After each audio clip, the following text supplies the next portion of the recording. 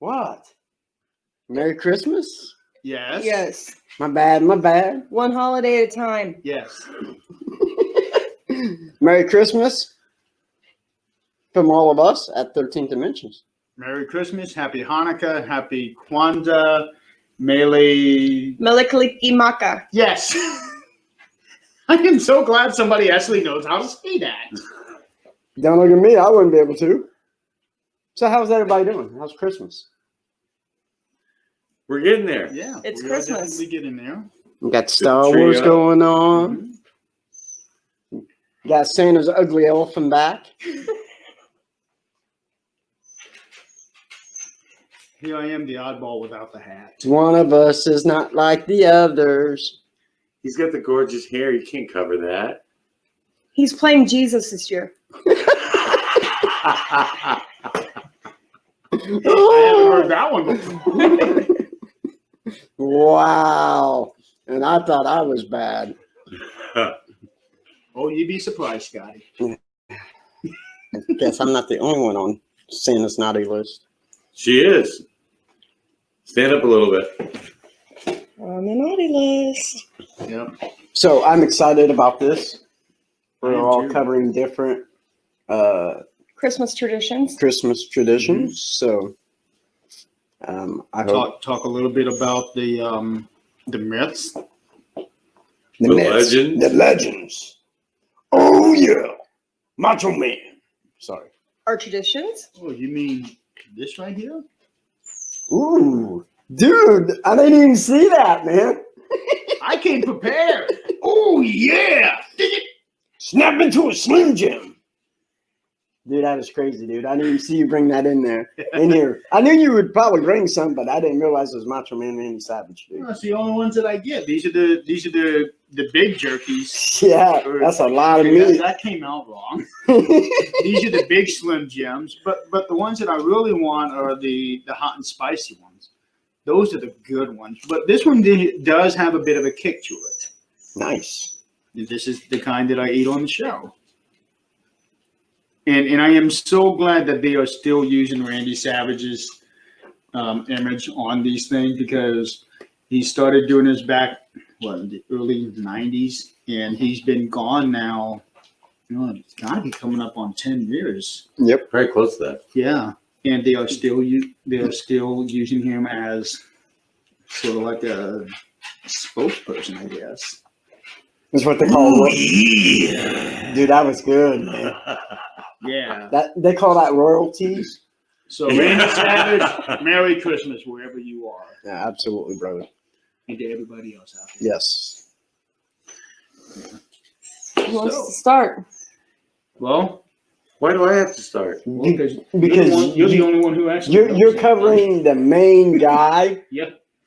and then we can feed off of you. So I wanted to cover the main man, Santa Claus himself, Mr. St. Nicholas, with the real story of his life. And all of a sudden, I can't remember any of it. Saint Nicholas of Myra. Actually, he wasn't born in Myra. He was born in another town, but he ended up becoming the Archbishop of Myra. He was born around 300 AD. And they're not quite sure, because nobody really, birth dates and things like that weren't important records back then. Nobody cared about when you were actually born. They cared more about when you died, and they cared more about dates of important events outside of being born. So, but we know he was born around 300 AD. His parents were older. His parents had, there's a lot of church belief that says that St. Nicholas's parents, they refer to them a lot as Abraham, because his parents were older and had prayed for many years for a child and finally got to have a child. He was born into a very wealthy family. His uncle was the Archbishop of Myra at the time of his birth. And he was born kind of to a very well-to-do family. They were very, very wealthy. Unfortunately, his parents died while he was still young. to the plague. So St. Nicholas had a lot of money. He ended up becoming a monk. He ends up going, well, before any of that, he's trying to find what to do with all of his wealth. Well, there's a story of a man who had 3 beautiful daughters, but he could not afford a dowry. He was poor, and he couldn't afford dowry so that his daughters could be married. So that meant they would have to be sold into slavery and become slaves. So St. Nicholas goes, when the oldest daughter is supposed to get married, St. Nicholas goes before her wedding, and he decides he decides to leave a bag of money on the man's doorstep. He kind of knocks, runs off. The man opens the door, finds the money on the doorstep. So the first daughter is able to be married. The man can afford the dowry, and she's not a slave. St. Nicholas again goes when the second daughter's time to be married comes around. But this time, he drops the money down the chimney. Well, the family had hung their socks by the chimney to dry at night. And it just so happened that it fell into the girl's stocking, which is why we have stockings hanging up here. We don't have a fireplace in our home, but that's where the tradition of hanging your stockings by the fireplace comes from. What? Hard to believe it came from. What? Well, I'm just curious why they're hung up so freaking high. Like, you expecting Andre the Giant to get in there? And I'm just, okay. Have we met? Don't worry. We'll put a stocking on a stepladder. for you. I appreciate that, That will man. help for you. Yeah, absolutely. Merry Christmas. Merry Christmas. So we have that tradition that dates back 1,700 years, all the way back to 300 AD, because St. Nicholas dropped the money in there. The third time he goes for the third daughter, the man of the house wants to find out who's doing this, because St. Nicholas is trying to keep his identity secret. Okay, now before we go there, was he actually St. Nicholas at the time? No, his name was Nicolaus. Okay. Not really sure if they weren't using surnames at that time, I don't believe. Because the way that I understand it, and I could be wrong on this, is that somebody doesn't actually get the saint until After they long die. After they die, yeah. Yes. So that's why I was asking about that. But the third time, the father of the 3 girls waits up, and St. Nicholas drops the money through an open window. And the man chases after him and finds out that it's Nicolaus that's given him this money. And he's extremely grateful because his daughters don't have to be slaves. His daughters get, but Nicolaus decides that his calling in life needs to be to give all of his wealth to the poor. In fact, when he died, he was an extremely poor man. He had nothing. Even though he was the Archbishop of Myra, he kept no wealth for himself ever. He lived a very aesthetic lifestyle that was simple and pure. We also know that St. Nicholas became the saint, the patron saint of children.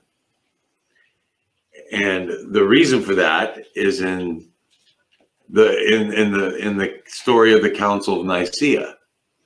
So Constantine, the emperor, decides to get all of the archbishops together in one place so that they can discuss theology and what was going to be in the writings, what was going to be taught, what wasn't going to be taught. Certain people were teaching things that did not fit well with what the rest of the religion actually held true. While there, Nicolaus finds out that there is a child slave labor kind of thing going on with some of the priests, a whole ring where they would kidnap children and force them to work. And if their parents couldn't afford to pay to get them out, then they considered them basically slaves to the church. It was a forced labor situation. And Nicolaus puts a stop to this. And because he stood up for children's rights, he becomes the patron saint, not only of children, but he's also the patron saint of sailors. but Saint Nicholas becomes the patron saint of children. The story just kept getting expanded upon throughout the years. How this one man gave away everything he could give to help the poor, the defenseless, and things. And in my opinion, Saint Nicholas is still alive today in all of us. Mm-hmm. So I believe in Santa Claus. I believe in Santa Claus. No, absolutely. He better bring me something good too. Scott, you have to be good for Santa to bring you something good. In fact, a lot of the legends we will discuss today, you have to be good. I know your deeds. I don't know what you're talking about. Of course you don't. I'm innocent. But you know, you talking about that is so interesting how the folklore and legend has carried on into today's tradition, especially for us. Yes. And what I find even more interesting is how us in our country, in the United States, a lot of what we celebrate is actually more of a European tradition. Well, what you have to understand is when it comes to those stories and it comes to those traditions that carry through Christendom, most people who are biblical scholars would tell you that Christ died in the springtime. Correct. And that he was also born in the springtime, not December 25th. But there was a pagan tradition that the pagan tradition was the winter solstice. Yep. They celebrated the winter solstice.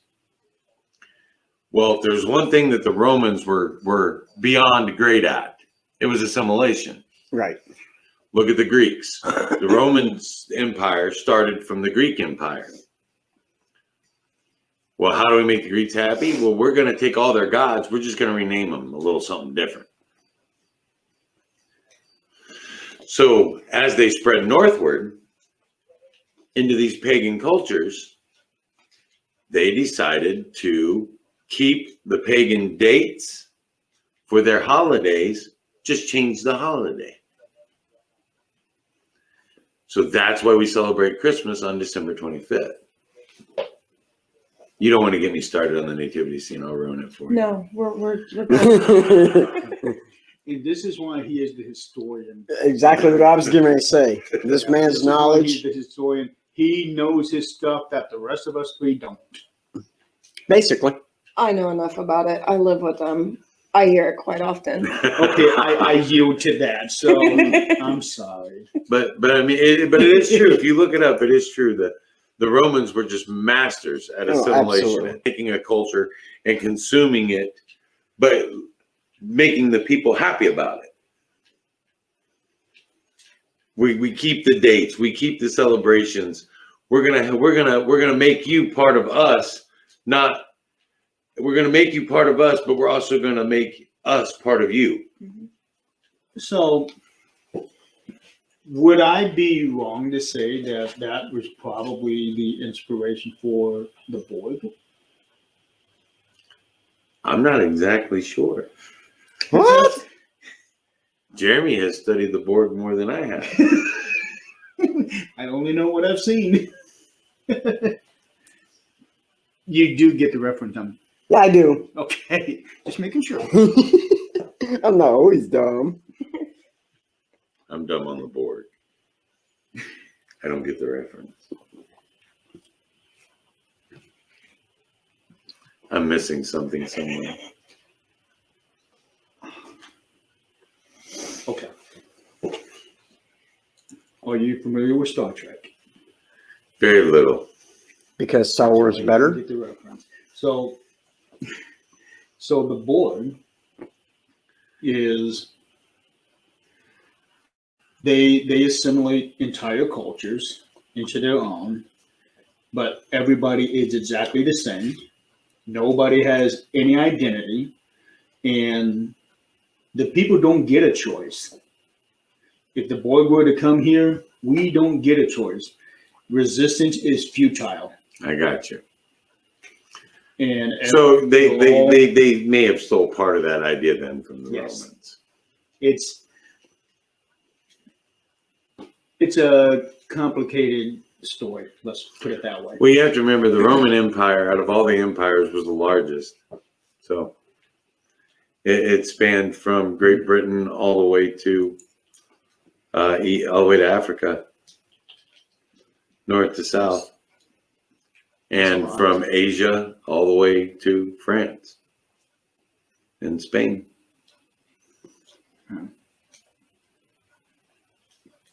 That is a lot. Yeah, largest empire ever. Okay, who's next? Are you done talking about St. Nicholas? Well, I do want to say that a lot of the other traditions, the hats with the fur, boots with the fur, the big red suit. A lot of that is from Christendom spreading northward. As Christendom came northward, so did St. Nicholas and the stories of his generosity. And he becomes Sinterklaasen. Sinterklaasen becomes Santa Claus. Eventually, he ends up there at the North Pole with his little reindeer. The reindeer tradition, there are no reindeer in modern day Turkey. Just going to throw that out there. I just remember the name of the city where St. Nicholas was born. Oh, do tell. Patara. Okay. He was born in Patara. But Sinterklaasen ties in very, very closely to someone who Crystal wanted to talk about from Switzerland. So I'll let Crystal talk about Sinterklaasen and his buddy. Sinterklaasen's buddy comes from Switzerland. So here, modern times, you're bad, you get coal, or no gifts in Scotty's case. So in Switzerland, Santa Claus has a counterpart named Schmaltzy. Smootsy. I'm not Swiss. Anyways, his little sidekick, kind of like Scott, leprechaun. Yeah, why am I wearing the elf hat? I am the world's tallest elf. Buddy! Are you going to break down into song for us? No. Oh. Okay. So his little sidekick, if you're bad, will make you go out, take tree branches, put them together into a broom, and then he will beat you with them. That's it. See? Short, sweet, to the point. So if you're bad in Switzerland, you get a butt whipping for Christmas. Yeah. You get a tree broom. My Beating. kids better be glad that they don't live in Switzerland, because I would do that just for fun. Yes. Oh, you are so terrible. I would put on the whole costume and go in there and whip their butts right out of bed in the morning. Ooh, dang. Wow. Oh, I'm And not you look like you take such glee from this. Too. Yeah. Well, I mean, I am the dad who told his own children there was no Santa Claus because they were so ungrateful one year for their Christmas presents. Oh no. All three of them? No, The two youngest. The two youngest. The other ones were older and had already figured it out. But my son was about 10. And he spent the rest of Christmas mad at me, not because Santa Claus wasn't real, but because I had lied to him for 10 years. No, that makes sense. Okay, that's kind of different because I think I would be more mad that Santa wasn't real. No, they didn't care. He was mad. He we didn't care lied. about that. He was mad that we lied. Wow. He's like, I've been being good for 10 years, For nothing. trying to get Christmas presents for nothing. Thanks. In retrospect, I should have kept lying. Yeah. Would have saved you a lot of headache, wouldn't it? That's right. It would have saved me a lot of headache. He works. And you do the shopping. And the wrapping. Yeah, that's And that, the- yeah, yep, that yep. that's the Hey, headache. I helped shop and wrap this year. Thank you. Yeah. This year, out of the I, last 20. I will agree with you there. Yeah. I've worked 12-hour shifts for how many years, Jeremy? Enough. Yeah. So And all of it on nights. I will go off of your subject, what you just covered, with the Bell's nickel, because it, in a sense, is in the same area of Switzerland. It's actually from Germany in the Rhine, which covers Germany, Switzerland, France. And Bell's nickel. Austria. Say what? Austria. Well, Google didn't say that, but okay. Anyways, so this, Half of us use Google, the other half actually use real research. well, you know, hey, Well, I used Google. I couldn't rely on Wikipedia. It was just I just 7 know it years all ago off the that top I of my did it. head. It just comes to me. Yeah. So, this dude is considered like an evil part of Santa, or I want to say a companion, maybe, of Santa, kind of like an elf. And this guy would come in to houses couple days before Christmas and knock on their door. And he would enter the door, and he would have in one hand a switch, and in the other hand he would have a bag of gifts or fruits or whatever, nuts, for kids. And the kids would have to either recite a poem, a Bible verse, or a math equation for him. And if they could do that, he would put the gifts and whatever on the floor. But in return, the kids had to remember their manners. Because if they didn't, instead of getting the gifts that was left on the floor, he would switch them on the back. that's on kinky. their back. Yeah. That, I don't know about that, but, you know, so, yeah. And what's crazy is on, I hope I can say this, Netflix, there is a movie, whatever, called Christmas Chronicles 2 that have Kurt Russell in it. And they actually, in this one, they actually talk about Bell's nickel in it. And it's really pretty interesting. But what is weird is how they explain him, because there's so many different versions of how he is. One of them is he's a guy in all white, and he can then turn into like this smoke or this fog and come through a keyhole for the house. And another one is that he's just a man dressed up in fur as well. Boots with the fur. Oh. Right.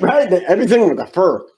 But a third one is that he is a guy who dresses up with a mask that has horns and or a tongue sticking out, which is odd because of one of the ones that you're going to be covering has kind of like the same concept from Germany.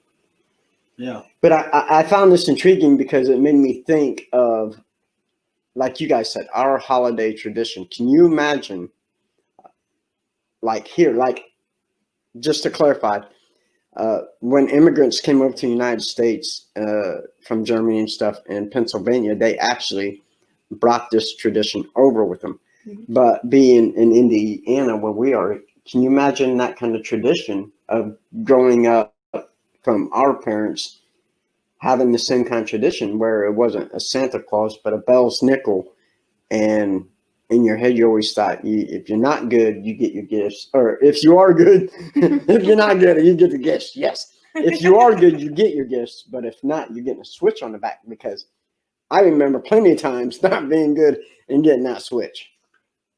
You know, Every day. but that doesn't surprise me from you.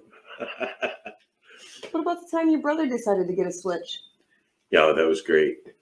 He comes back with a little green one, Yeah, no. and my mom whipped him with it. So the next time she told us to go get a Switch, he came back with this humongous log because he thought if that little bitty one hurt that bad, then the great big one wouldn't hurt so much. And my mom was laughing so hard she didn't whip us. That would make sense. I want to switch him, not kill him. I told him not to get the little green one. Mm-hmm. But you know, I just love that how they described that. You know, you better behave or you're getting a switch on the back. It's kind of almost religious, like the Cat of Nine Tails. Right. And like I said, it kind of goes in sight with what you were just talking Right. about. Right. Well, not only that, but I don't know if you've ever been switched on the rear end and had somebody miss and hit your back. You realize how old I am? Shut up. Well, when Abraham Lincoln was president, we didn't have switches. No. We earned those switches and liked it. Uphill both ways. I don't think I ever liked it. Anyways, so yeah, that was my story on Bell's nickel. So I found that very intriguing. Wow. That leaves your turn. Don Juan. No, nobody done want. No, I'm not even gonna go. Okay, so what I'm going to be covering is Krampus, and this is one of the more famous stories here at Christmas time because this Especially guy, since the 2015 movie. yeah. I've got 3 movies. The actual big budget film, and I've got 2 of the low budget films, the indie films, but they were still done very well.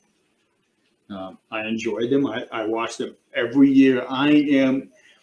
As much as I love Christmas, I love the evil part of Christmas. It's cute. That's cute. So anybody who knows me, you know, Halloween is my Christmas, Yes.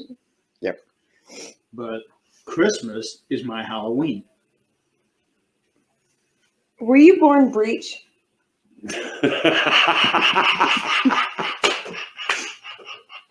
I don't know. Wow, that escalated quick.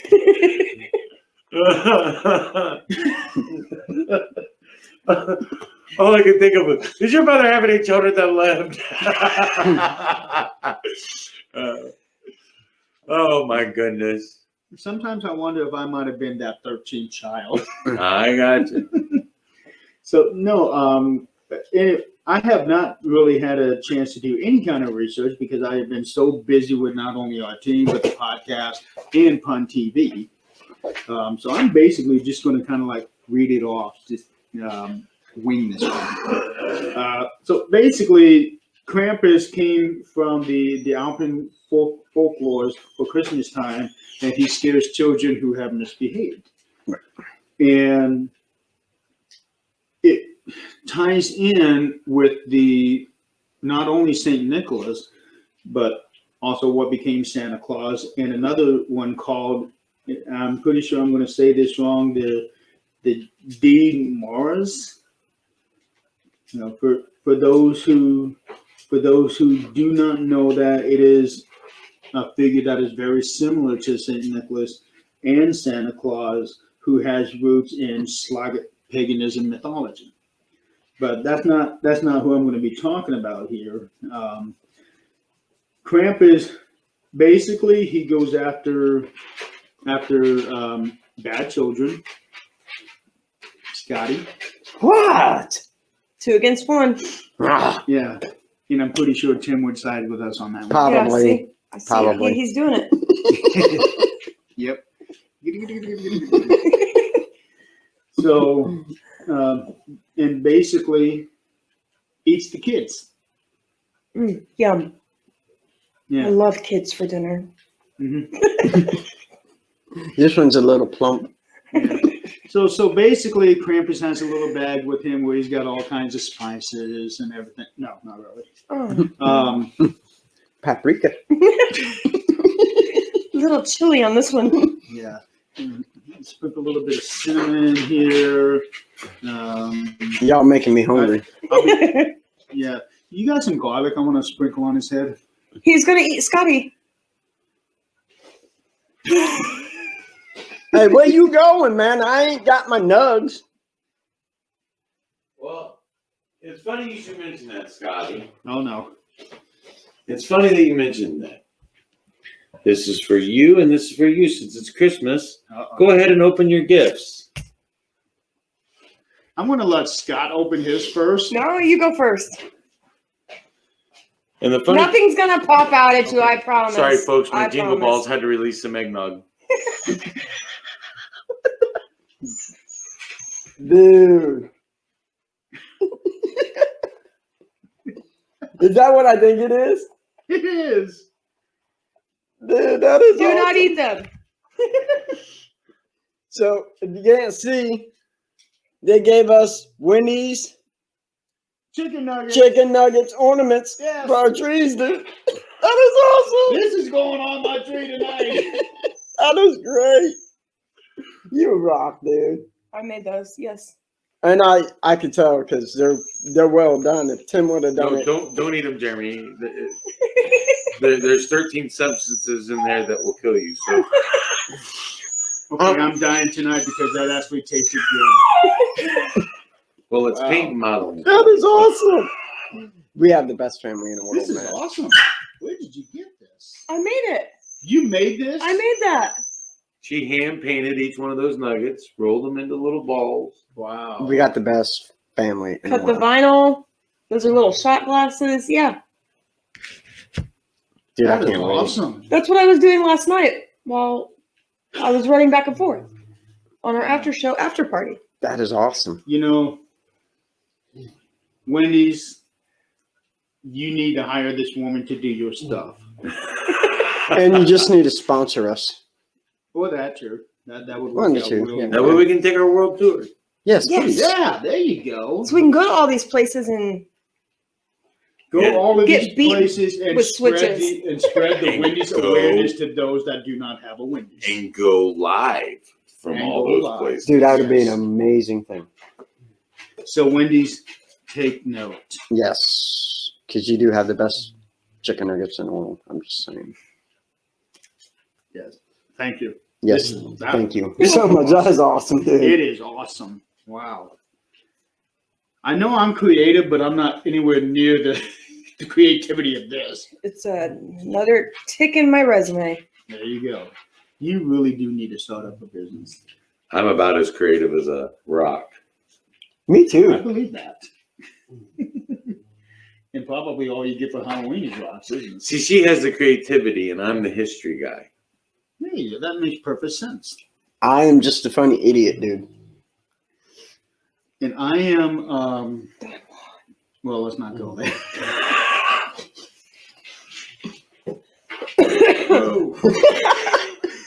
Yep, is bald. So anyway, Nobody saw that, right? So you have yeah, nuggets, it's on but we video. can't eat them. So don't get mad. There are nugs. So this is the one exception. We have nuggets on the show. It's just not the edible kind. Right. So we apologize. But we do everybody. have nuggets on the show, Yes. especially this nugget. Butt nuggets don't count.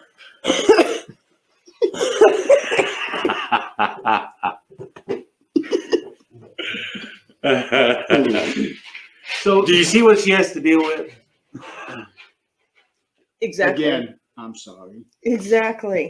Me too. And I think other people are starting to realize that too. So basically, I'm just going to read this off here because I don't have anything in my head like this guy here does. This guy's got so much knowledge in his head that it's actually kind of pushed all the. The hair out. Yeah, that's what happened. It pushed all my hair out. So I So I am can going take this to off. read this off of my phone. I accept my ball. Because, like I said, I haven't really had any time to do any kind of research that I've been wanting to do. Blah, blah, blah, blah. I can't even talk. That I've been wanting to do the last couple of weeks, but everything has just been so hectic. You know, with the holidays coming up. Yep. With work things going on at work, and of course you got your family obligations. Then all the fun stuff that we do that we don't get paid for. So the I got history. paid once. Huh? I got paid once. Jesus. Man, for what that's worth. So the history of the Krampus figure has been theorized as stretching back to pre-Christian Alpine traditions. And one person who actually published an article back in 1958, Maurice Bruce, wrote, "There seems to be little doubt to his true identity, for in no other form than the full story of the horned god of the witch is so well preserved. The birch, apart from its phallic significance, may have a connection to the initiation rites of certain witch covens, rites which entailed bonding and scourging as a form of mock death. The chains could have been introduced in a Christian attempt to bind the devil, but again, it could be a regiment of pagan initiation rites. So again, if you're bad, you're going to get AIDS. Well, yeah, but there's also traditions where they held festivals. And they still, That yes, is very they still true. do. And, Yep. and over there in Europe, Krampus is very popular. Yep. They have parades. Yes. And that is actually on like my bucket list of my top 10. I actually want to be able to go over and see this parade. I would love to too. Well, one of the things that I was reading on I thought was really funny is that these men, grown men, by the way, the adult men, would get dressed up in animal skins It excludes him. and Okay. mask. Yeah. Mhm. And run around the town creating mischief and havoc, wreaking havoc on everyone. That's Halloween. And that was one of the traditions that I wrote or that I read about was that these guys would get dressed up and go out and just have a good time. It was like Halloween for adults. Pretty much, yeah. Exactly.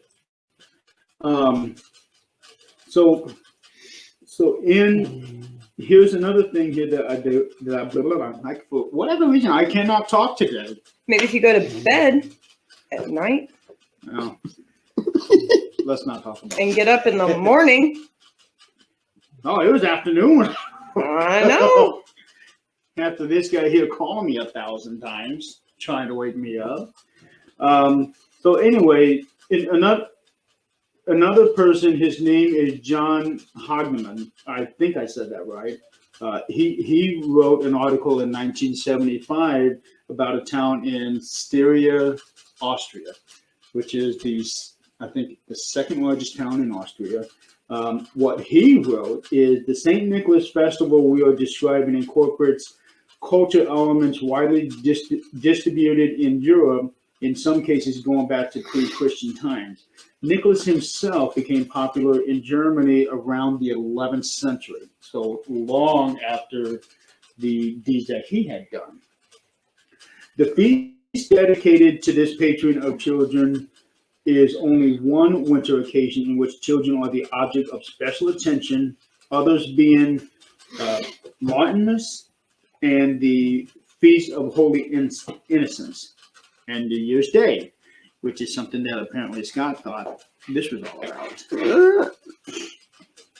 Max Devils acting really bad and making nuances of themselves are known in Germany since at least the 16th century, while animal masked devils combining dreadful comic antics appeared in medieval church plays. Again, I am not very good at talking, so bear with me.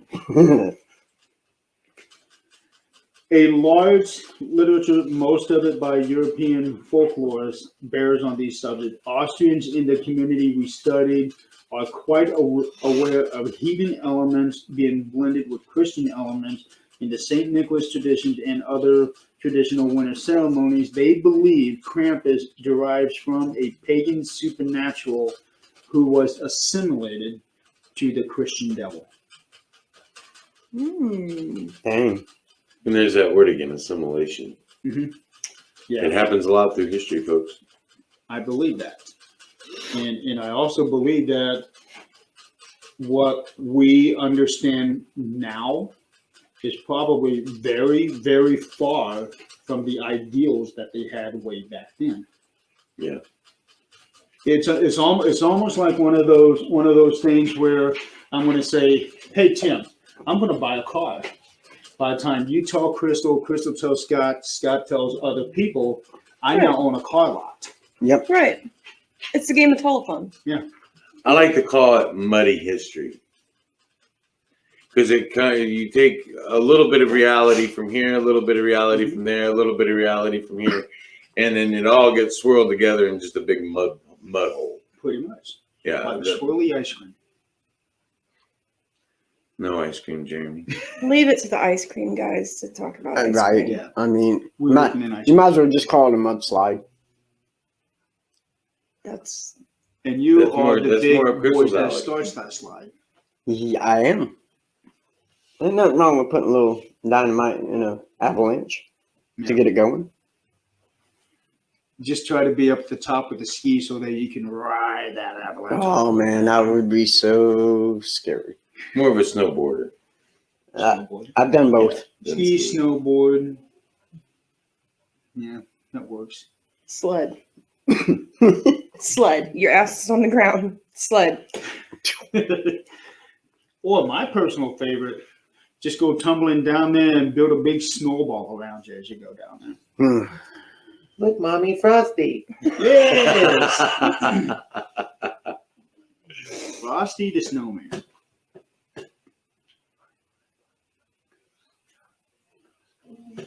Okay, I heard that. Jeremy. Yes, Goose Scott. Oh, well, you can't have Christmas without a Christmas goose. Well, guess what though? I got good hearing, believe it or not. It's just selective. I got smacked. Ouch. You look at it, smack your arm further up. Yes, I am. He has no right arm right now. No. None. I got one good arm, one bad arm. Yes. He cannot do his shoulder at all. So you're basically at our mercy. I can bend my elbow. I can get my hand up to my nose. That's about it. Yeah, I just can't move my shoulder. Or smell your fingers. The wrist, the elbow. I can move all that. Wow. Just not this. And the doctor told me I can do this. Like So that I- Shaquille O'Neal. So I can get my Christmas groove on. That's about the extent of my limited dance skills right there. Yeah, that's about the best I can do too. Don't look at me. I'm not saying how I dance. Oh, Scotty can dance. I've witnessed it. And the various outfits that he wears while he's dancing. I don't know You what just you're have to talking watch about. when he starts backing his butt up. Embrace. Now that concerns me because I'm sitting behind him. I'm just telling Maybe you. you're gonna get ghosts. I ain't had no alcohol. You want to switch seats with me? No, I'm good. Okay. So there's stories, and that's the evilness on the other side of Saint Nicholas. Yeah. Is how if you're bad, well, Well, that's You're not because gonna the turn three out of too us well. have those evil tendencies, and he is probably the only good one of this group. Well, hang on What? now. I do know a little bit about the story of the Yule Cat. dude, and I want yeah, to hear about that one. yes. So the Yule Cat is a Jeremy's creature. been in the eggnog. If he thinks he's a good one. I do. The Yule Cat is a cryptid creature, and it's a very large cat, ranging anywhere from the size of a man to the size of a house, Ooh. depending on where you hear the story from. Right. They believe it came out somewhere between 1000 and 1500 AD. So the story of the Yule Cat is that he comes up to your window at night. Well, He comes up to your window at night and he looks in. And if you have been hardworking and doing all your work and doing all your chores, then you would have received new clothes for Christmas. So he peers in through your windows at night to see if you got new clothes. And if you were rewarded with new clothes, you are safe from the Yule Cat. If not, he would use his razor sharp claws and teeth if you had been lazy and not done work and not done what you needed to do. Then he would slice you up and eat you. And they said that he was so big that small children he would just swallow whole. okay, I see another theme here. Yes. The eating of children. So piecing it all together, this is what I'm coming up with. Somebody beats them and tenderizes the meat, and then the other people come along and eat it. Basically. Didn't I see that in an episode of The Simpsons once? Probably. Now we know why American children are so ungrateful. Oh no, I'm gonna get a lump of coal in my stocking. Oh, Blah. just a lump of coal. Like, really? Yeah. I can handle And that. European kids are like, dude, if I'm not good, I'm tomorrow's That's dinner. because those European kids were grateful to get a lump of coal. That meant warmth in your house in the Right, 1800s. I mean, and I love the Yule Cat tradition because it's still passed down over in Iceland. Yep. You know, and because I was reading, so so I don't. I did fail. I did fail to mention the country of origin. Yeah, but it's way families still give each other warm clothes to keep warm during that time of year. Mhm. So Iceland's actually very green though. and There Greenland were is still very some icy. others out there that I was able to get out of this one to go along with the Yule Cats. You got the Yule Lads, which is also Icelandic. Mm-hmm. It's What's that one That called? doesn't It starts sound with a right. G. well, let's see. So we got the Grilla. That's also Icelandic. Mhm. So the Yule Cat ties in with the Grilla because the Grilla was like a giant or a troll, and the Yule Cat later became associated as its pet, as the Grilla's pet. So Grilla, whichever way. Gryla had a pet, and it was a cat as big as a house. Man, Yeah, Tweety Bird's like, I think I saw that putty tat, and he's a big putty tat. right? But another one is the percha or bircha, whichever way you want to pronounce it. But in English, it's Bertha, which is at one time a common name for females. Once again, this one ties into How weird is Christianity. that? It does. This one comes in from the Alpine paganism of the Upper German and Austrian regions of the Alps. Her Your name, lady. her name may mean bright one, and is probably related to the name Berchentag, meaning the Feast of the Epiphany. Percha is often identified as stemming from the same Germanic goddess as Hulda and other figures of German folklore. You thinking 3 years of German? You learned any of this? Mhm. You know Frau Perchta? Mhm. Perch? Is he saying it right? No. Didn't think so. I didn't think so. Perchta. How do you say it? I don't want to say it right off the top of my head. I didn't see the spelling. Is it Perchta.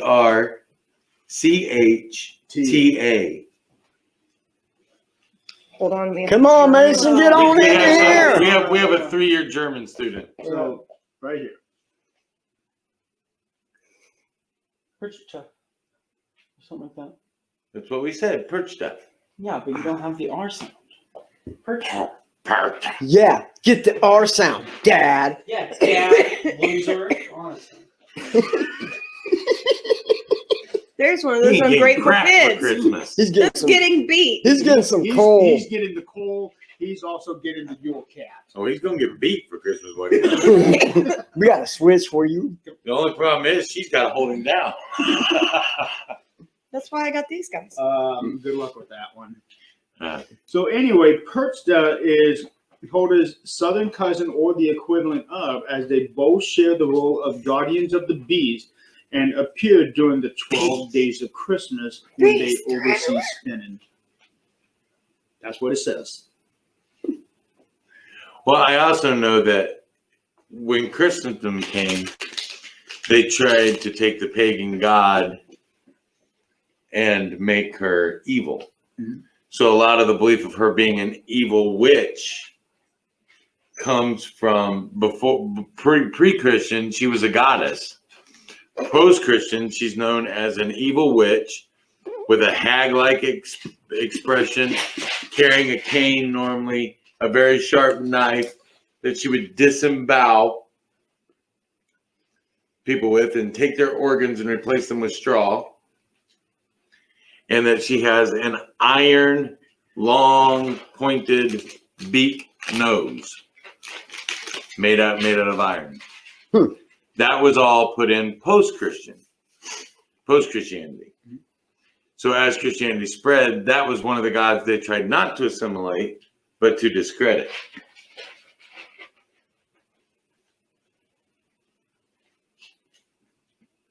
Next. Anything else stuck in that brain of yours?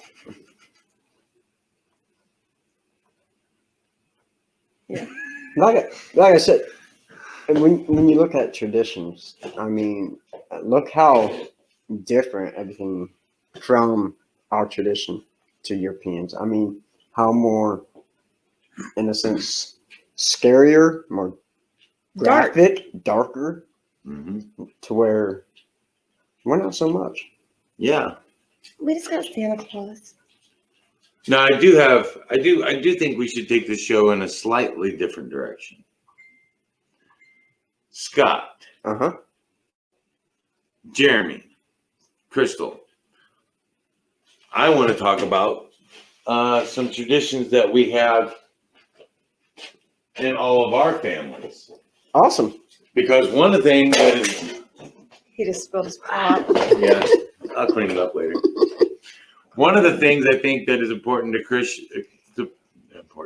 to Christmas Back row can't for talk. each and every one of us is our family traditions that are passed down generations and generations. A tradition that we started with our children when they were little is this. The Christmas pickle. That is an old German tradition where you hide a pickle in your Christmas tree every year at Christmas, and the first child to find the pickle on Christmas morning gets to be the first one to open their presents. So that's a Christmas tradition in our house. What are some Christmas traditions in your guys' homes? we never. There was really only one thing that we did when I was a kid, if you want to call it a tradition, is that, of course, we had our Christmas tree, but there's also a 1.5 2 foot Christmas tree for me specifically that I actually still have, and the lights still work. The original lights from 35 years ago.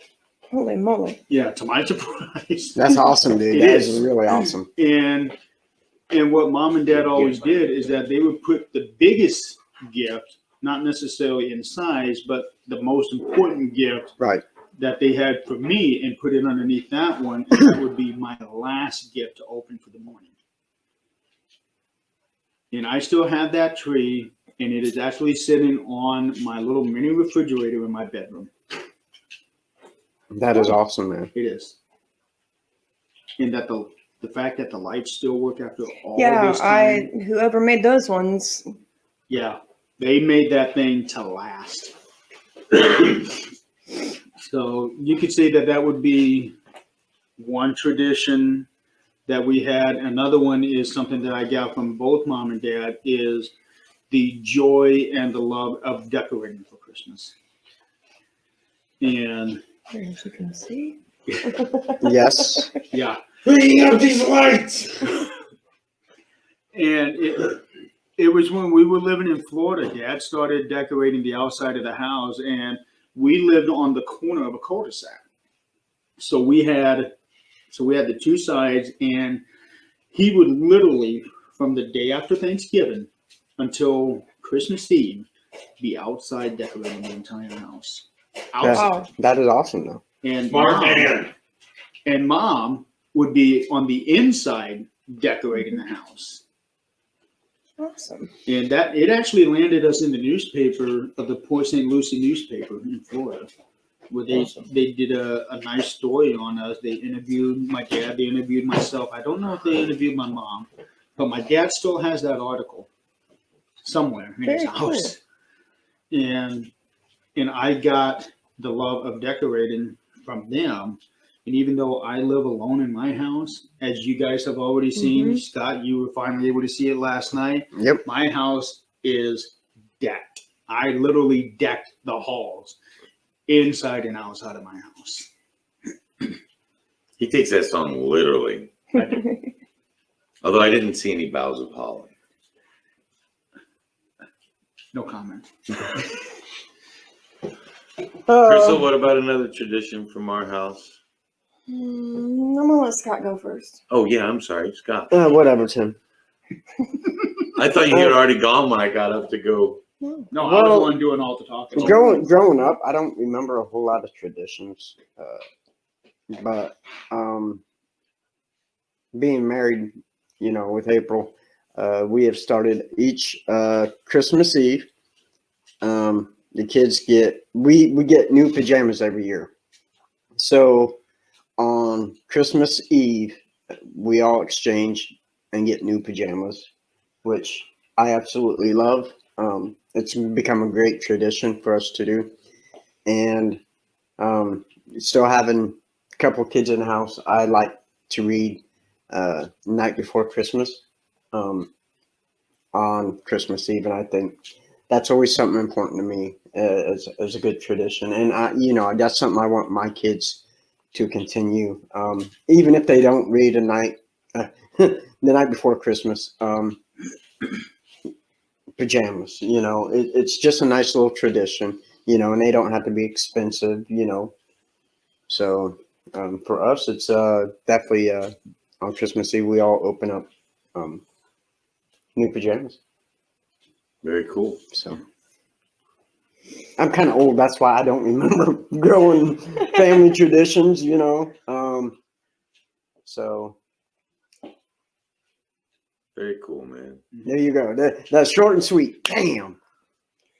So, unlike Jeremy, Christmas is my favorite holiday. I will go all out and I will celebrate Christmas from the day after Thanksgiving clear through. So, for us, there are several traditions. Yeah, there's a lot of traditions here. Let's see. So Tim proposed to me December 2nd/3rd. I say it that way because it was 2:00 in the morning. So where he proposed was the Marion Walkway of Lights. So it's a tradition to always go down there, see the lights. We go once by ourselves, at least, sometimes 2 times. We go once with the kids, and now I have started taking my niece and nephew, because I don't have grandkids, which I'm fine with. So we keep passing that down generations. From when I was a kid, we always did Christmas Eve with my dad's family, Christmas Day with mom's family. So every year for Christmas Eve, which I think you did get to take part in this a couple of years before Grandma quit doing it. My grandma always made the same dinner Oh God. for Christmas Eve. It was always waffles and the smoky sausage links Ooh, yeah. See, yeah. every night But she made for yeah, Christmas Eve dinner. waffles, but she burnt them horribly. The waffle maker, I think, was Older than her. as old as Grandma, and we always set off some smoke detectors when we were It was cooking. People really need to realize that smoke detectors are not timers. well. Grandma kind of was. Her waffle iron was so old. How that old when- was it? Yes, Kimmy. Ba-da-cha! That when she plugged it in, it would throw sparks. Yeah. Oh, Yes. Yeah. I mean, this thing was ancient, but Yeah. we loved the fact that the tradition stayed. Now that Grandma Kind has of. passed, we don't go, and because families have grown and grown and grown and grown. We have a new tradition now with my mom, and every Christmas morning we go and we open up gifts. And when we're done opening up gifts at my mom's, we have French toast instead of waffles Even And better. sausages. and sausages. Nice. That is it's a brunch for us. We celebrate my parents on Christmas Eve. So just the same, dad's family on Christmas Eve, mom's family on Christmas Day. And my parents have never been the big Christmas Day dinner people. No, we do appetizers. Yeah. So they make a bunch of snacks and appetizers.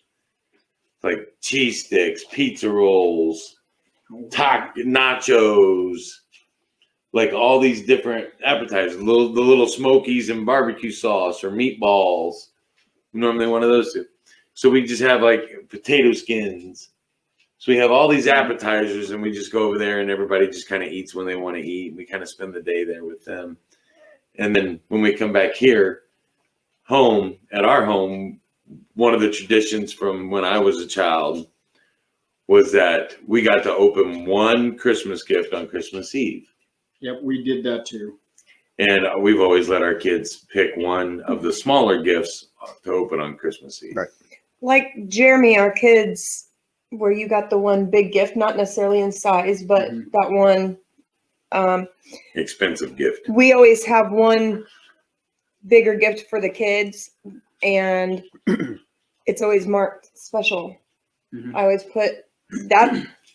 That's the one that always says from Santa, and it's marked with the star, and they know that that's the last one. They have to wait till last to open it. I remember specifically 3 years, the big gift. 2 of those years were CDs. Let me guess, Richard Marx. So the first one was actually the greatest hit CD of his that had just come out. And then the other one, to my surprise, was it's a Rush Street album, his third album that he released back in '91. But it was something that a friend of my mom's, Judy, who basically was like an adopted aunt, Mhm. She found this CD. I had already had it, but she found this CD and was somehow able to get it autographed for me. That is awesome. That's was. cool. I still have it. That's pretty cool. And that was underneath my little tree. And the other one, which is probably my favorite gift of all time. Well, no, I take that back. Because the best gift I ever received will probably be told later on.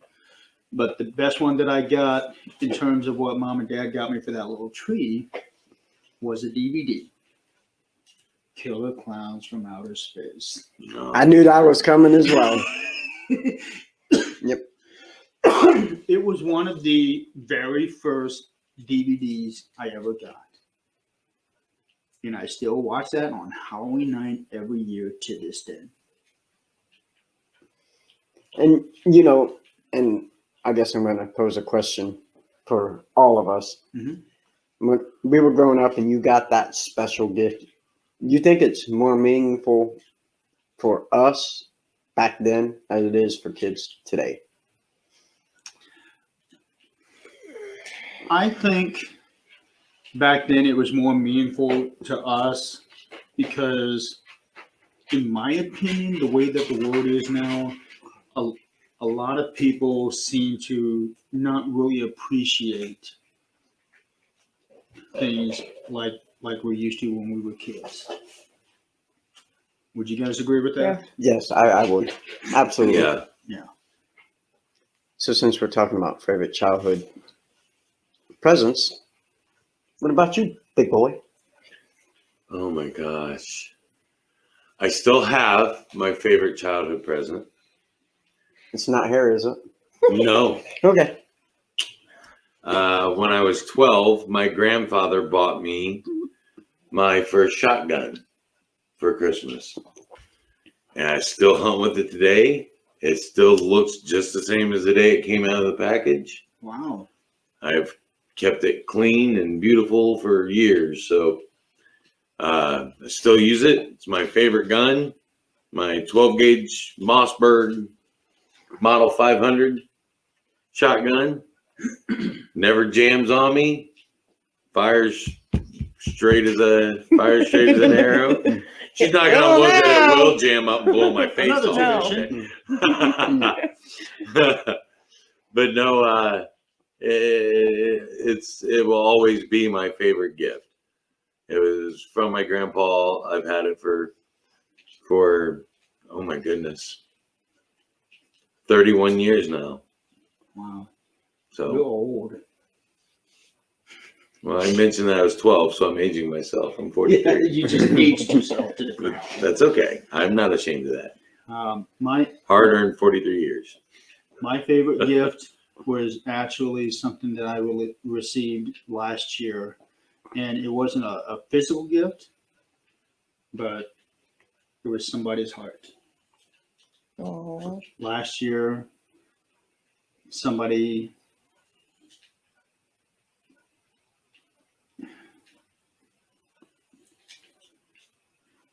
Don't do it, Jeremy. Don't you make me cry. I'll beat you. I will beat you. I will find Smootsy and I will have him beat you. Bell's nickel too, with the switch on the back. or Krampus. We're coming. We're both coming at you now. Don't make us cry. So, but long story short, last year it was a girl that I had been talking with for many months. Neither one of us realized, although we had a suspicion, but neither one of us realized that we were crushing on each other big time. And we finally admitted it to each other a little over a week prior to, and then on Christmas Eve, we made it official.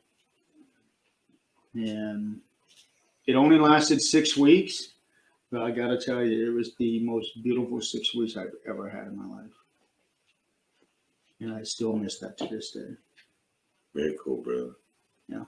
Absolutely. And I would say that would be my favorite and best gift I have ever received. Glad I went first. Now they have to try to top that. See, Right. I wanted to say mine Thanks. because I didn't want to be the one to finish it. And on that note, everybody's gonna go and cry and You're Unless up. Kara's No, you're up. running. Nope, you. I don't know. So you go. Okay, so I've had a lot of great gifts. I mean, I'm seeing Gabriel Iglesias. Yep, Duffy. yep. Getting one of my favorite bands in the world, both for my Valentine. Got tickets to go see them.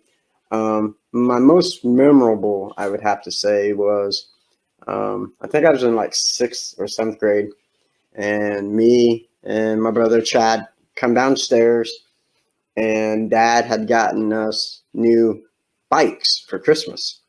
And I used to race BMX, and I was so excited with this bike, and my brother Chad was excited about his new Mongoose, and so we actually talked my dad into letting us go outside and ride our bikes, and it had snowed, and the one words come out of my dad's mouth was, "Don't wreck your new bikes." So me and my brother are out, we're just cruising around, doing some jumps, and sure enough, me and my brother, we lay our bikes down. Yeah, that was a good time. Thankfully, Dad never found out about it, but yeah, that was probably one of the biggest surprise, was coming down and finding new bikes that me and my brother so badly wanted. It was really amazing to get those, and that's one Christmas memory I'll always have. The best part was Scott's had the little fringes coming off the handlebars. Well, and I had the little ringing bell too. Yeah, Ding, ting, ding, ting, ding, ting, yes. ting. That's right. Did it have a basket on the front? No, I wish, Oh. because then I Was could it have a wrote in two-wheel that. or- Then you could have put your stuffed ET doll on the front. No, I would be the ET in the front. My brother, Yeah, yeah. my brother could have just rode me around. Yeah. So no, Then you don't have to pedal. no, that's good because I Yeah. can't reach them.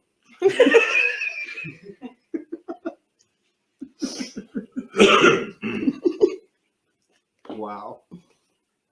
You're up, homie.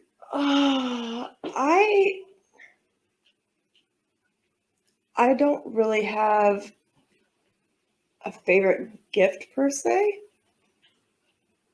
I get lots of different things. I'm a spoiled little princess. Not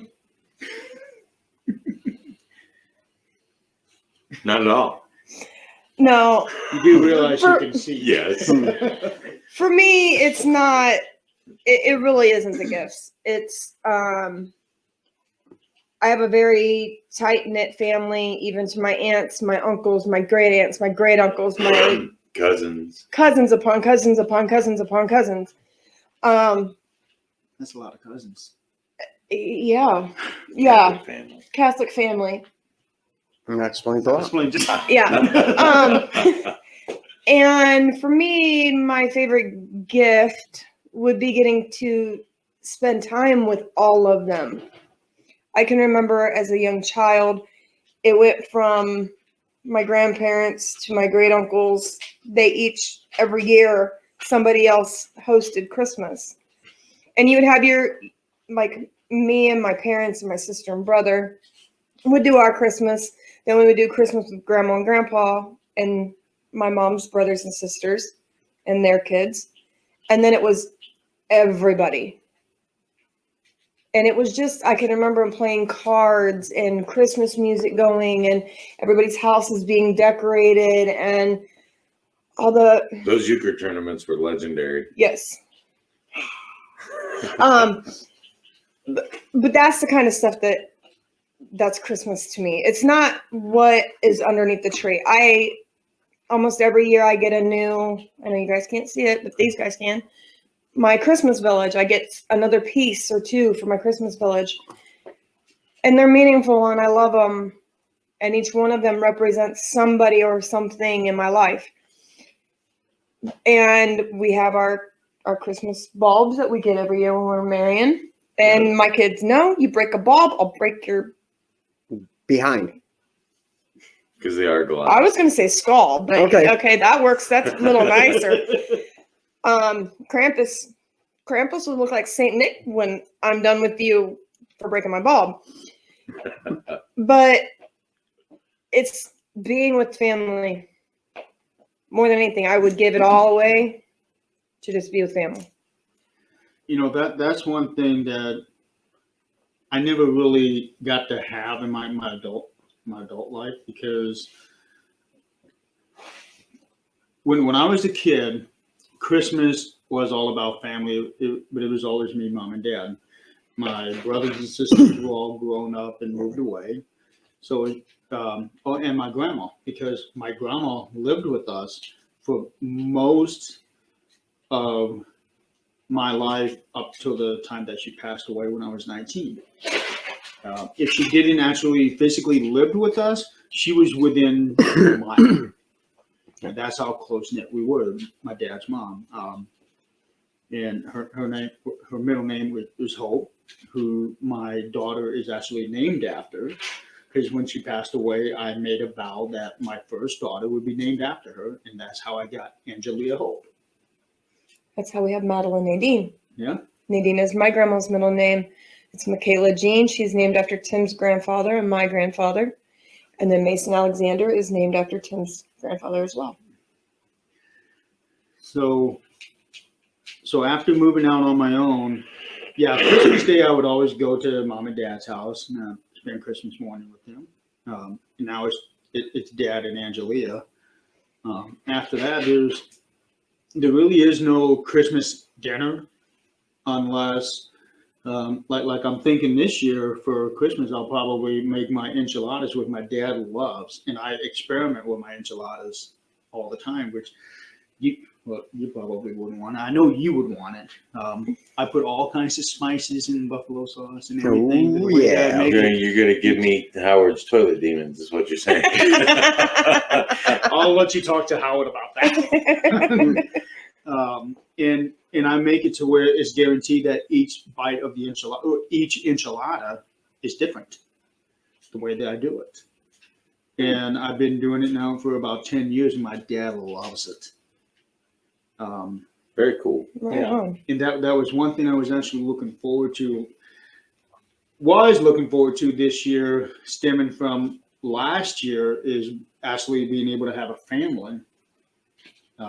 Because she's got 2 great children, and yeah, It's not easy. it's not easy. Christmas is different for everybody. It is. And with COVID this year, it's still really different. It's Yes. even more.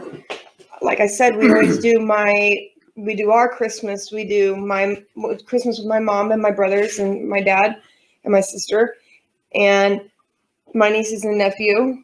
And normally and you can ask Tim, we love Christmas. We do. It's my favorite holiday. But it's so hectic. Yes. Because it's get up here, my kids open their gifts. Okay, everybody, you see what you got? Great. Pack your crap. We're going to grandma's. Okay, pack your crap. We're going to an aunt's house or an uncle's house. And Or on the rare occasion they came to us, which is always nice. and then with Madeline, it was always okay, in between here and there, let's drop her off to her dad, because Right. we always split holidays. Right.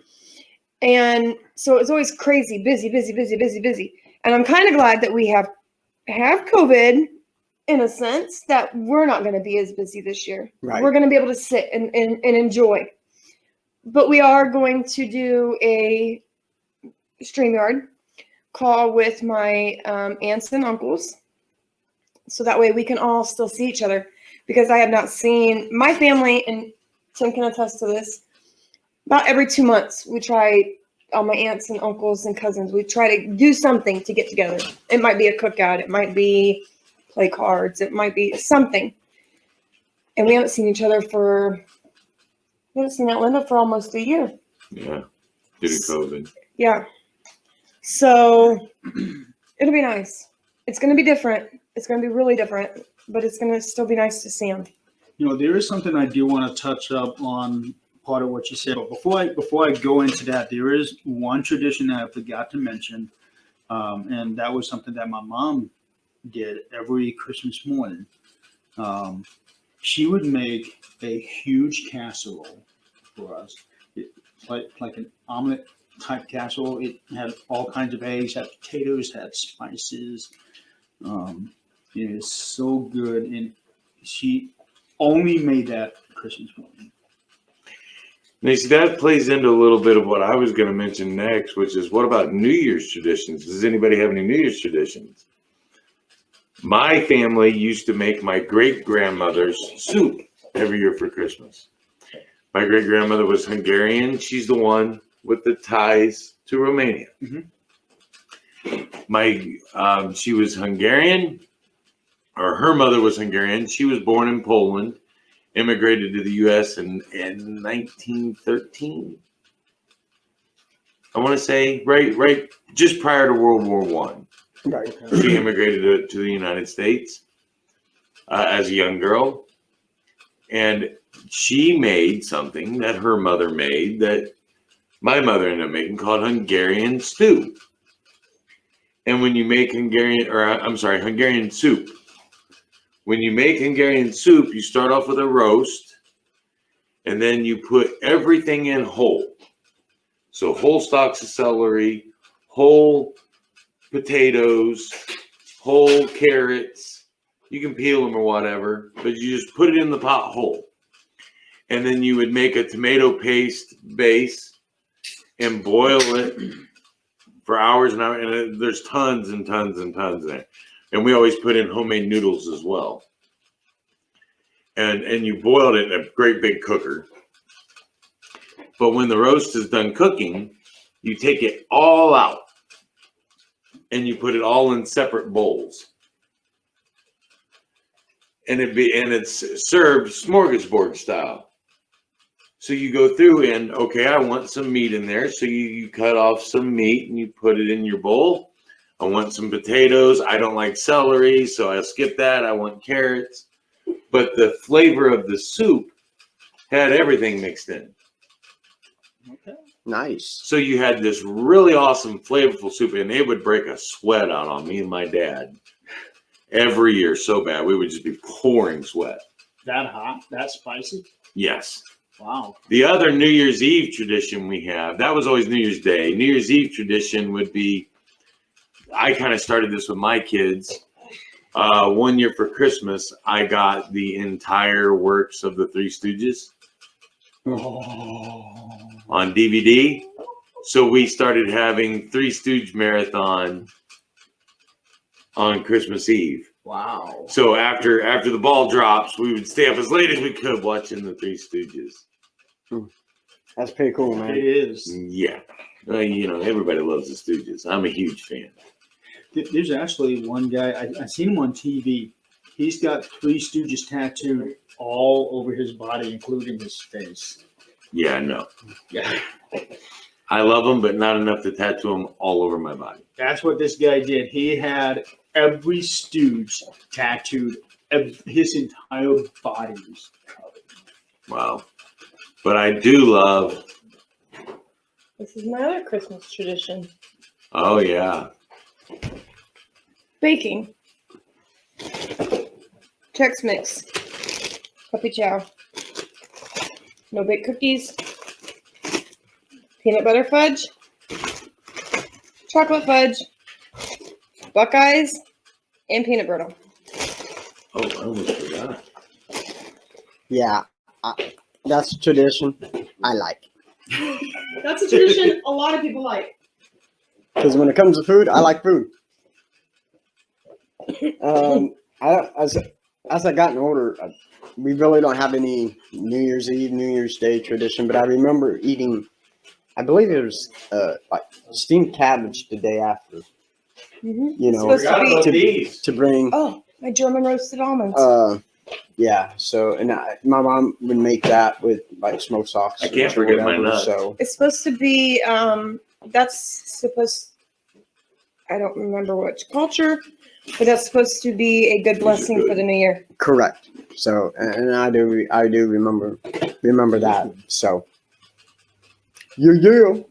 These are 4 What hours about in you? the crock pot. Good. Can you eat them? No. Sorry. That's okay. New can't Year's even Eve, I always spend it at my dad's house. Every year, for as long as I can remember, I would be watching the Dick Clark special. Yes. Rockin' New Year's Eve. Yeah, every channel has their own special, Mhm. but in my opinion, Dick Clark was it for New Year's Eve. And I was always over at Dad's house, watch the ball drop, Happy New Year, yay. When Mom was alive, she would make us eat one piece of meat and one piece of cabbage, whether it was like lettuce or sauerkraut or something. She always changed it up every year. Right. I hated that. I did. She's like, if you don't eat it, you're not going to have a good year. Yep. Okay. So I ate it. And unfortunately, ever since she's passed, I've never done it again because that was always Mom's thing.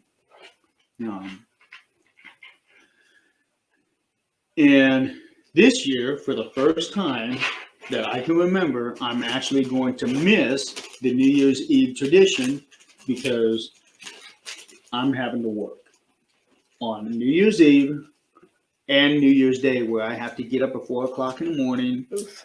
Yeah. So I'm going to try to go to bed early New Year's Eve, wake up in time to watch the ball drop with Dad, then go back home, go to sleep for a couple more hours, then go into work.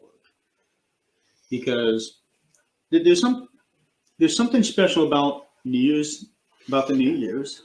And I know a lot of people aren't exactly looking forward to it this year for many reasons, not only due to COVID, but also, with the political. I think a lot of people are looking forward to 2020 saying goodbye. They are, but what is 2021 going to bring? I'm not signing up for it until I see the clause. Right. Just so you know, if I hear round 2, I'm gonna be very unhappy. Ding, ding, ding, ding, ding. Mm-hmm. Nah, So, you never know. yeah. So that was our New Year's Eve traditions. I would just go to Dad's house, we watch it. Yep. Then I would go back home and go to bed. And the next day, New Year's Day, there'd be a bowling tournament that me and some of my best friends, we would go every year. And we actually won the very first tournament of this kind, the first year. And we bowled in it every year since then. And I've always been kind of iffy about doing it this year because of the pandemic. Right. With the new restrictions, it's almost a given that they're not even going to have the tournament. But it's still upsetting that I'm not going to be able to even have the option to choose whether if I want to do it or Right. not, because we have to work. As our kids have gotten older in the last few years, we host 14 teenagers plus our 3 kids that live in the house. So 17 teenagers In this house, in this house. Oh, we have kids everywhere. Yes. And they're all, for the most part, they all kind of do their own thing. standard room only almost. Right? But we also have games No, I that, bring in stuff like this, the folding chairs. yeah, and we play cards and we play games. We have a couple games that have become a traditional game. The break the box. Mhm. You wear oven mitts so you can't tear the paper, and you have to try to get the paper off. And it's a box inside a box inside a box, and then there's a prize. Oh boy. And I like that. and the way I've you do seen it though, like if we were playing this, so Scott's opening the box, Jeremy's rolling a dice. When Jeremy rolls a 6, Scott has to stop. Then it goes to you. Then Tim's rolling the dice. When But he gets a 6, it goes on. before you can Okay. even start on the box, you have to put the mitts on. Yeah, and And I'm already rolling. and we make them wear a A Santa hat. Claus hat. So they have to put their mitts on, throw the Santa Claus hat on, hurry up, try to get the box while you're rolling, That's pretty and then cool. it's next. That sounds fun. Well, it was. Uh-oh.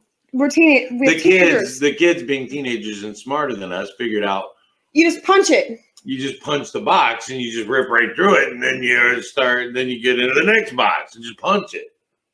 Yeah. They didn't take time trying to unwrap it. So we came up with a You solution to kids that. know how to ruin everything, don't you? Yep. We So just duct we tape. came up with a solution to that. Duct tape. Well, duct tape worked.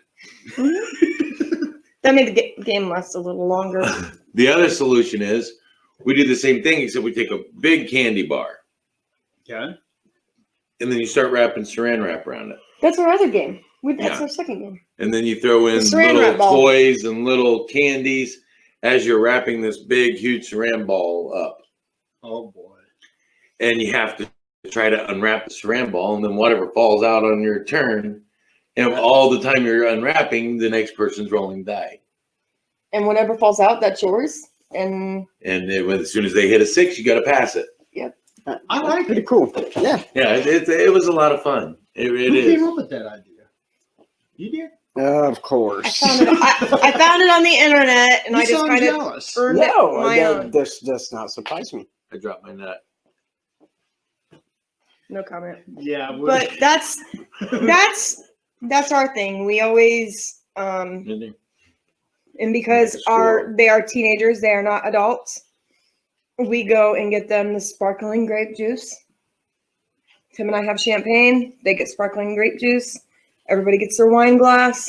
I did make them a fake champagne once using lemonade and Mhm. Sprite. Yep. And at midnight, we all come in You here realize lemon is and do the ball drop. right. There's so much stuff that goes on.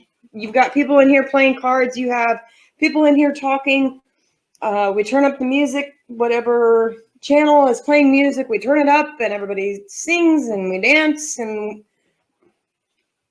We But- just have a But good this is time. where you get one of those Alexas, and every person gets a turn as to what song they want to play.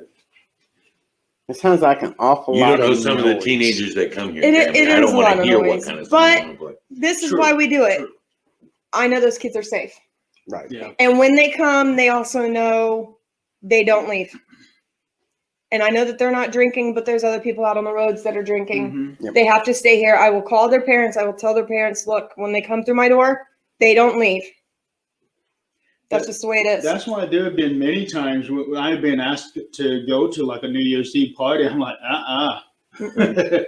I mean, yeah, sure, the party itself would be fun, but I'm not going to take that chance to get from Right. there to come home. Right. Because there are a lot of idiots out there that drink and drive. Yep. Um, Do you want to hear an embarrassing story about yours truly on New Year's Eve? well, I've heard a few already, so I'd like to hear this one. I lived in Orlando and I was a DJ at a radio station. And this guy calls me and offers me to come to this party, and it's in this really rich neighborhood. I mean, Britney Spears, Justin Timberlake, Nick Anderson from the Orlando Magic. All their homes are right there in that neighborhood. And somebody who was kind of lonely on New Year's Eve anyway decided he'd go to this party. And to make a long story short, I ended up passed out in my underwear 3 blocks away from my home in somebody's backyard. Yeah. And people, And people like calling the cops. And I'm like, no need to call the cops. I'm out of here. Take off running through the backyards. and That does everything. not surprise me one bit. This is when I was a very young man, very young. long time ago. 22, 23. So we've talked about traditions. We've talked about gifts. Yep. Now let's go to Jeremy's favorite 2 subjects.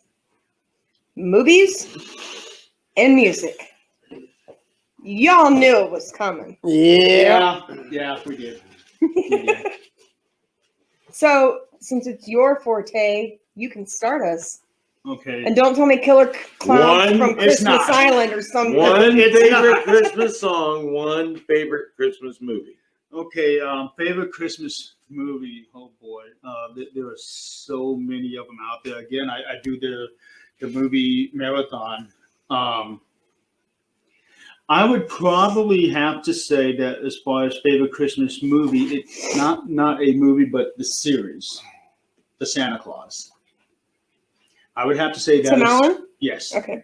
I would have to say that that is my favorite 1, 2, and 3. I don't think I can pick any particular movie because all 3 of them are done so well. And there's continuity all the way through in that story. So that would have to be my favorite. And favorite Christmas song, for the longest time, it was John Barry's "Oh Holy Night." Up until about 10 years ago, now my favorite Christmas song is "I Heard the Bells on Christmas Day" by Casting Crowns. That's a good song. Because it is. Because it, to me, it epitomizes what Christmas really needs to be about. It's not about the gifts. It's about peace on earth, Right. and goodwill towards all men. That would be my 2 favorites. Scott? For me, really simple. Actually, maybe 2. The Grinch, of course. Gotta love the Grinch. I could The tell movie you, or the song? Both. I could tell you some things about the Grinch, but we're not going to go And- there. The one at Um, Universal Studios in Orlando, Florida is perfect. a A Christmas Carol is definitely I like those 2 are my favorite. You know, I know we said one, but Which version? Because there are so many good ones out there. Disney. I like Disney's Christmas Carol. Yeah. Mickey's Christmas Carol. Yes. Yep. I think that was my first introduction to the story. But I think on that one it would have to be the Jim Carrey version because I think that is the absolute closest to the book as it possibly can. Right. Yeah. But Mickey's Christmas Carol, that's classic. It is. It's a very It's good classic. classic. It really is. You go. I want to go last. You go. I want to go last. All right. My favorite movie is Elf. That doesn't surprise me. I love Elf. I will watch it in the middle of July. Favorite Christmas song? I know Tim said one. I have 2. One is from my childhood, and the other one is more recent. Obviously, "Baby It's Cold Outside" from Elf, and I like the way that is sung. And then my other one is "Silent Night." I have a tree that's up there in my village that when you twist it, my mom made it, and when you twist it, it plays Silent Night. Right Nice. there in the middle. Yep. With the big star on top. Nice. I like that. It used to have a globe on top of it, and snow would come down, but that thing's older than I am, so The one on up there, not this one. not Yeah. that one. Yeah. Okay. Die Hard. My favorite Don't movie tell one. me it's the one that you sent me the other night. No. I don't know which one you're talking about. Movies. Holy crap, it's Christmas. Yeah, The we'll PG version. put it that Yeah. way. I made it PG. Yeah. Favorite Christmas movie? I'm having trouble narrowing it down to one, really. It really is hard because there are so many Christmas movies out there, Yeah. and so many of them are so well done. Well, there's 3 that I love. Pardon me. I got Like I really have Say a it. hard time It's picking stuck right between there. Say it. if it's the piece of Santa nut is Claus stuck in or my Home throat. Home Alone's okay. I've I got my love Home own. Alone because you get to beat up on the bad guys. Christmas Vacation is the one I watch every year.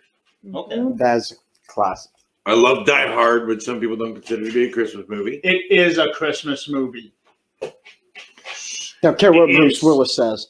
But those 2 are probably my, and I love A Christmas Story. You'll see dry out. I was Yes. just watching that the other day. What message did you get Wednesday from Michaela when she watched A Christmas Story at school. No, she thought it was written about me and my brother Are you serious? and my parents. Yeah. My dad's insane love of turkey. Yeah, I mean, yeah. But did you guys ever get to where you had to go and try to eat a Christmas duck? No, And they cut the head off right there in front of you? no. My mom would have never No. had eaten a duck. No. Mm-mm. You know what surprises me though, with us being the ages that we are, nobody mentioned the original Frosty Snowman, Well, Rudolph. it's a TV show though. I know Charlie Brown. You know, Have we you were guys We're gonna watched get to them? that next. Have you guys watched them? We watched all of them. Not this No. year. I watched them and I bought the DVDs because they're not wanting to show them on TV anymore. right. So I seen them for Black And that Friday is sad. For sale. all you network companies out there, you should be ashamed of yourself because Absolutely. you are now Yeah. depriving our kids of these classics that we grew up on. Yep. Put And- the shows on your channel. Yep. And my favorite Christmas song will always be The Little Drummer Boy. Ooh. That's a good one. Okay, again, Scott's gonna be, of course, Little Drummer Boy. I never really liked that song because it's so boring, so drawl, you know, Well, so for slow. me, it epitomizes the message Christ preached while he was Yes. here. Yes. And that's why. But That's the whole reason he came. the version that got me into that song, Please don't say David Bowie. no, Richard Marx. it was Richard Marx's version. He made that song exciting and fresh. Hey, Scott. Hey, At least he's not saying Wham. I think I'd take Wham over Richard Marx.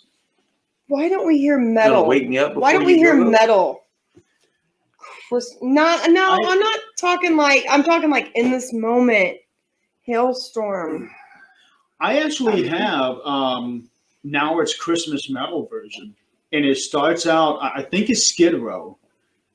It starts out doing their version of Jingle Bells, but it starts out with one. Sebastian Bach. It starts Take a out. mile. It starts out doing the traditional, the actual bell. Ding ding ding ding ding ding ding ding. All that. It does. I mean, it leads you into that false thought, and then it just. See, you just haven't found it yet. Yeah, I haven't come across it We're yet. I definitely actually gonna had find that CD Yeah. because when, Okay, when I come Google. across it, it was years ago, and I thought, okay, this is interesting. So I It's got something you don't see. You see pop singers, you see country singers, you see jazz singers, you see all these other, but you don't really see metal. No. And the best part about that is Twisted Sister's last CD was a Christmas album. There's a reason why it was the last CD. True Well, that. they intended it to be their last CD when they put it out. They put it out with the intention of that being the end of their recording career. Last song on the album was "We're Not Going Caroling." No, we're not going caroling. That was probably a good thing too.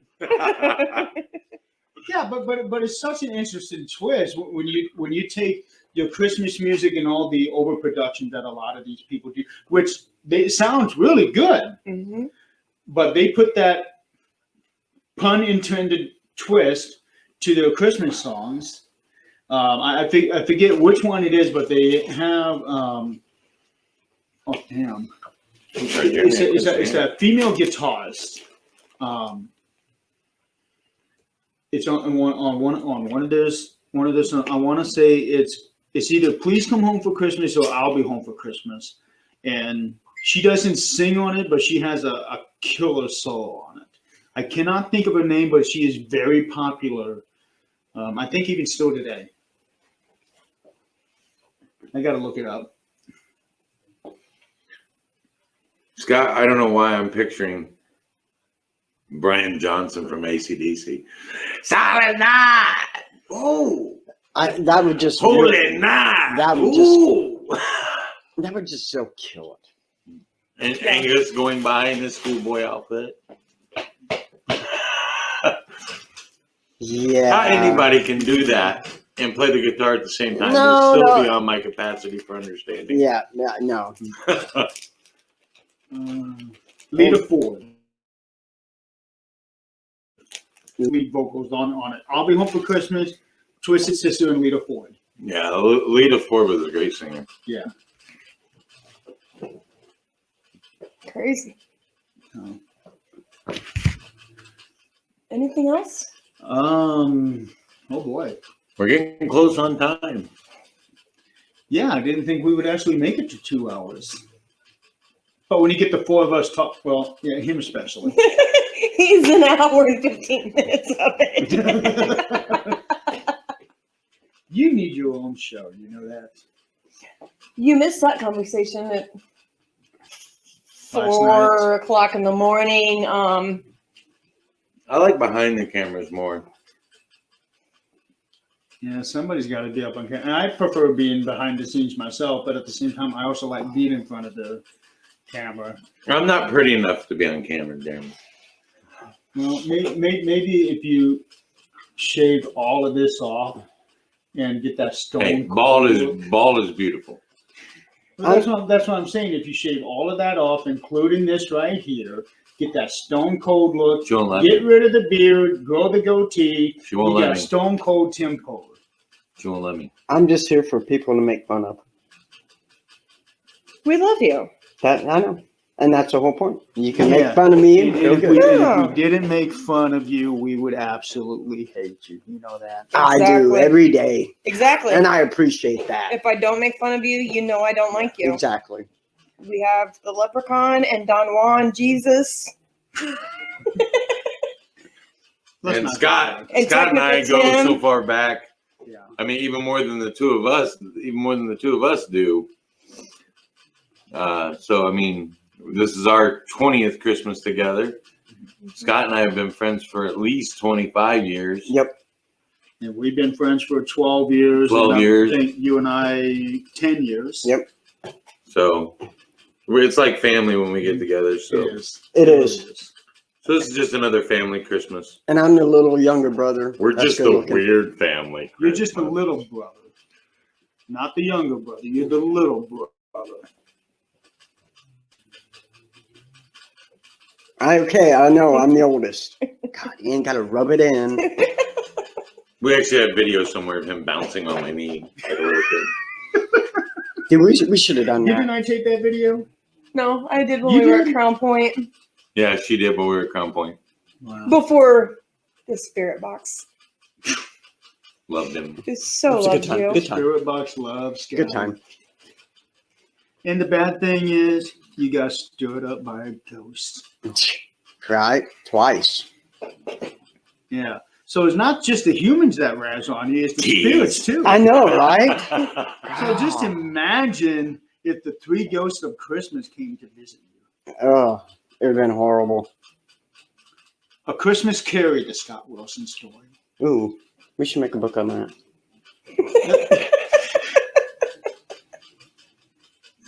What? A good story. I'm sure we could make up a The story. Scott for that. Wilson Christmas Carol. The real Ebenezer question Scott. is when the ghost of Christmas past comes to visit you, do you Oh, boy. really want that out there? I'm I'm just We would saying. have to make it the PG version of that. I mean, Of course, when honestly, you're writing a script and making the movies, there are creative. I mean, who would you get to play Tiny Tim? I mean, It's got to be him. oh. I mean, God. think It was my DJ nickname Tiny. Well, there's reasons for that. because of the irony. Right. Yeah. Hmm. Who would be the ghost of Christmas future? Who would be the ghost of Christmas future to show him his? His future? Yeah. Who would be that? We would have to find somebody who is evil enough to do that. Steven. Steven? We'll let Steven do it. Okay, so Steven, if you do it, it has to be PG. Sorry, I had to. Sorry, I had to fix my hair. Okay. Sorry, sorry, my little Goldilocks. I appreciate all your good looks and your hair. So anything else? I appreciate both your all's hair because I ain't got none. Anything else, guys? Well, when I cut all my hair off, I'll donate it to you. I don't think it works that way. I really don't want a wig. I might go for the surgery. Wouldn't that look weird if I walked into work one day and had a full head of hair? Yeah, it would. Nobody would know who you were. Exactly. Because I remember right after I cut all my hair off and shaved my head, I actually got stopped by the HR manager. Who are you? I did, Amanda. Yeah. And as soon as I started talking, she said, "Oh, I didn't realize you did that." Yeah, I do it every 3 years. All right, All right, guys. Wow, we're what do you getting up on think? time. Yeah, we should wrap it up. Yeah, we should. I Like a say present. no matter what your Christmas looks like this year, guys, be merry.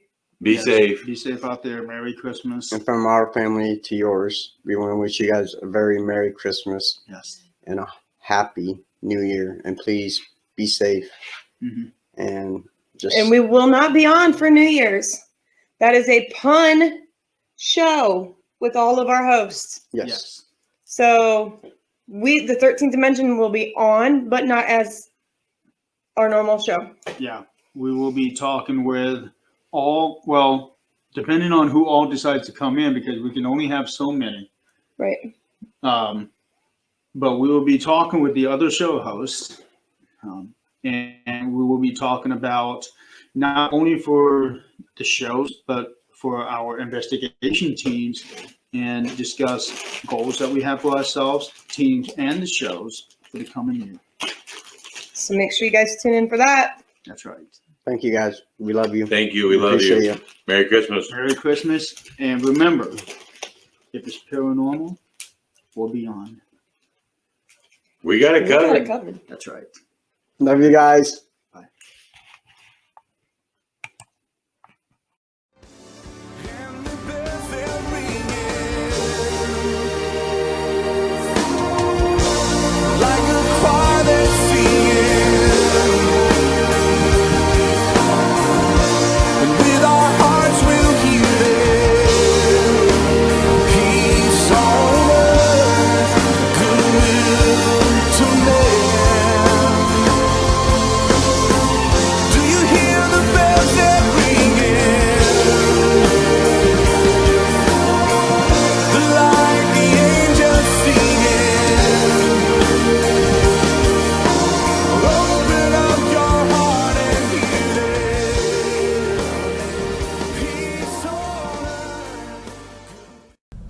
Hey guys, I hope you've enjoyed our very first Christmas special. I know that all four of us certainly have, and it was such a blast. And now, before we finally end things, I've got one more thing to show you. It is the Pure Unity Sings video that I was able to put together with more than 30 other people around the world. The song that we did is I Heard the Bells on Christmas Day, that was written as a poem back in 1863 by Henry Wadsworth Longfellow. And a couple years later it got turned into a song, and then a little more than 10 years ago it was rearranged and reimagined as a brand new song by Casting Crowns. I hope you guys enjoyed this video.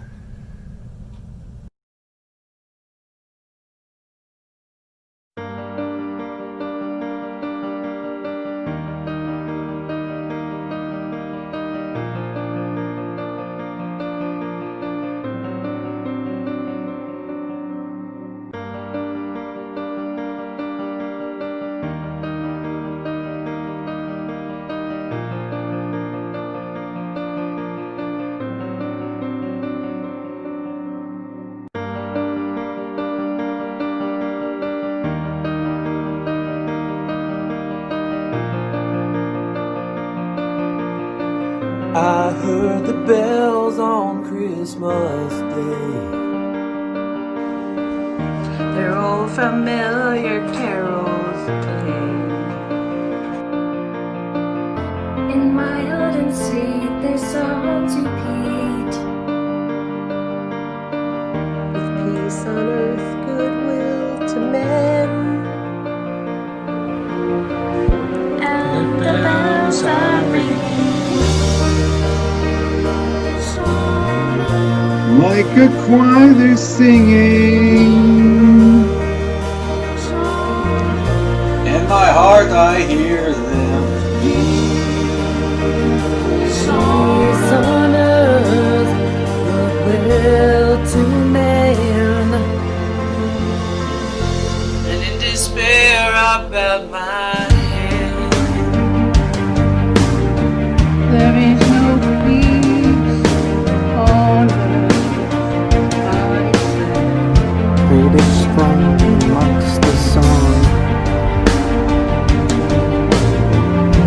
Peace on earth, goodwill to men. But the bells are ringing. Like a choir singing. With anybody here. Peace on earth and goodwill to men.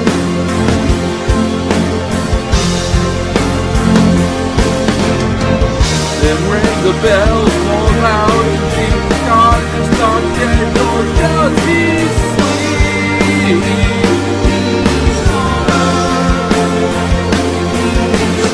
The lawn shall fail, the light prevail. With peace on earth, goodwill to men.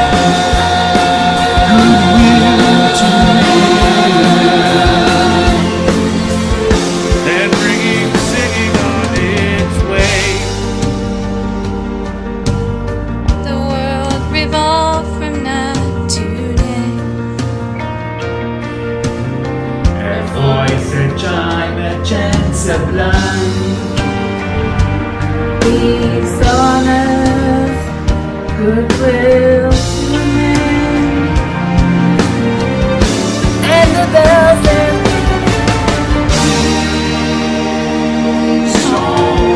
like a choir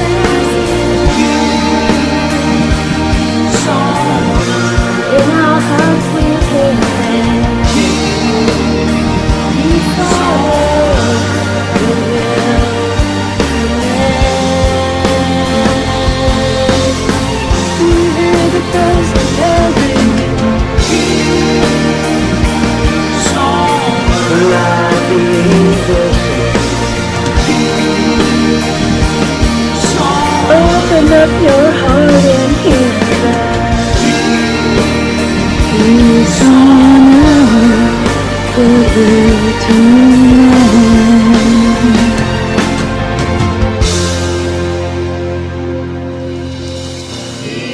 Peace on earth.